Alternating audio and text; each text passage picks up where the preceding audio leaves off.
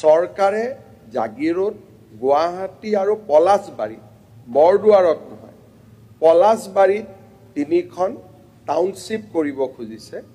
আৰু টাউনশ্বিপ কৰিলে মানুহৰ পৰা মাটি লোৱা নহয় টাউনশ্বিপ মানে ৰাস্তা ঘাট বনোৱা দলং বনোৱা তাৰ আন্তৰ্গাঁথনি উন্নত কৰা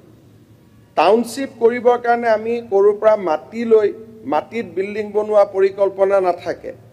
টাউনশ্বিপ মানে তাতে জোনিং প্ল্যান হ'ব মাস্টাৰ প্ল্যান হ'ব ৰাস্তা ঘাট 8 ইঞ্চিৰ জায়গাত 12 ইঞ্চি হ'ব তাতে ওয়াটাৰ সাপ্লাই স্কিম হ'ব তাতে ইলেক্ট্ৰিসিটি আহিব পিছত মাটি কিনা বেচা কাম ব্যক্তিগত মানুহৰ কোনোবাই তাত মাটি কিনিব কোনোবাই নিকিনিব গুৱাহাটী টাউনশ্বিপ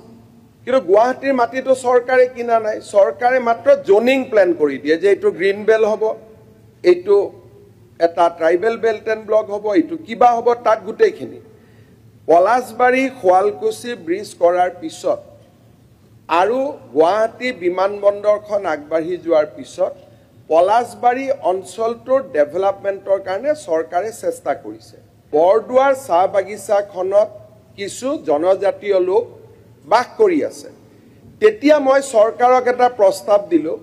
যে এই বাগানৰ মাটিখিনি কিনি আমি মানুহখিনিক পট্টা দি দিব পাৰো নেকি গতিকে বিধানসভাত মই আজি আকৌ এবাৰ কৈছো যে চৰকাৰে আমাৰ বৰদুৱাৰ চাহ বাগিচা ৭৫ চনৰ আগত বানে ভাঙা বা ৰাভা সম্প্ৰদায়ৰ জনজাতীয় লোক এজনকো উচ্ছেদ নকৰে আৰু এজনকো উচ্ছেদ কৰাৰ